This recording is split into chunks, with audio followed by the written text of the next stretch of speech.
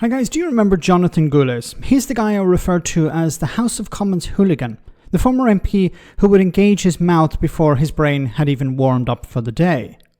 Well, during his time both as a backbench MP and a senior Tory, he insulted everyone who disagreed with him.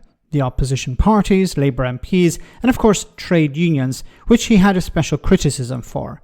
Now the hooligan before entering politics was a school teacher, if you can believe.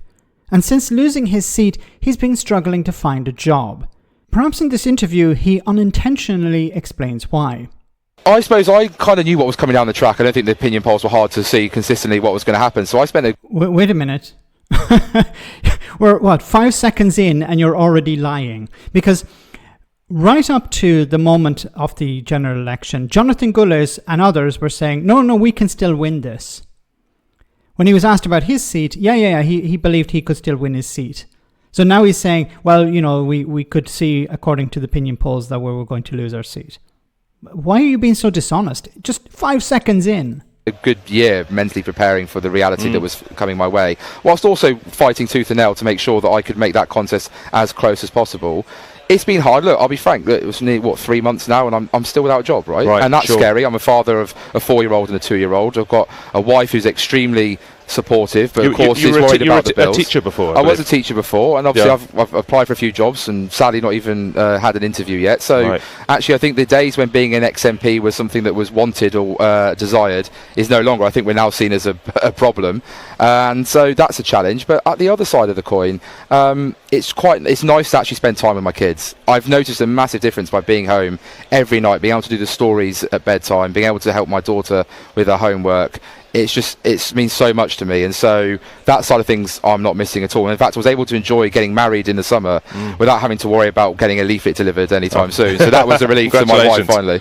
Do you think, is there a problem in the teaching profession that it specifically goes against you in the teaching profession that you're a Conservative I'll MP? be perfectly frank with you. When I entered teaching, it was always slightly more centre-left leaning, but I always felt that it was fair. When the time I left the profession to enter Parliament, I felt if being a Conservative was something that was treated with disdain, and I do think there's a lot of schools that will see who I used to represent and maybe my views, which they may not like. And because of that, not because of what I can do as a teacher, but because of that, I won't even be given an interview. And I think that's a damning indictment on the profession that I do love and do care about.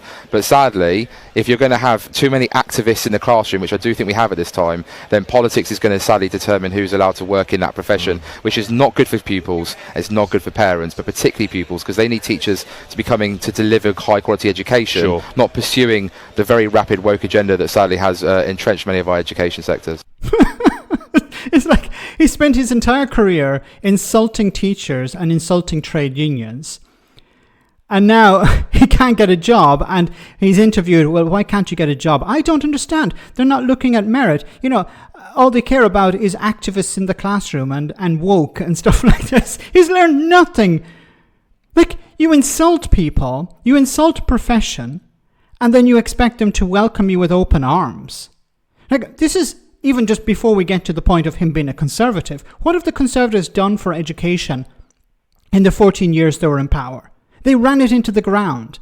Schools literally crumbling down because the Tories couldn't be bothered to invest properly. Teachers having to go on strike over pay and conditions. And what was the response from the Tories? To hell. We don't give a crap about you. So why should teachers and trade unions welcome Jonathan Gullis with open arms when he is treated both with nothing but contempt? And it's not like he was doing something behind closed doors. Every time he was in the House of Commons, ranting and raving like a lunatic about the trade unions, about the Labour Party, about teachers, about woke, about all sorts of things. Did he honestly think he'd get away with it? Did he honestly think, look, I'm going to hold on to my seat? Or did he actually think at the back of his mind, wait a minute, maybe I should tone down this a bit because, after this, I might need to look for a job.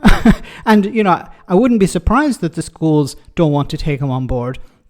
But why would anyone want somebody like this? A loudmouth. Somebody who engages their mouth before engaging their brain.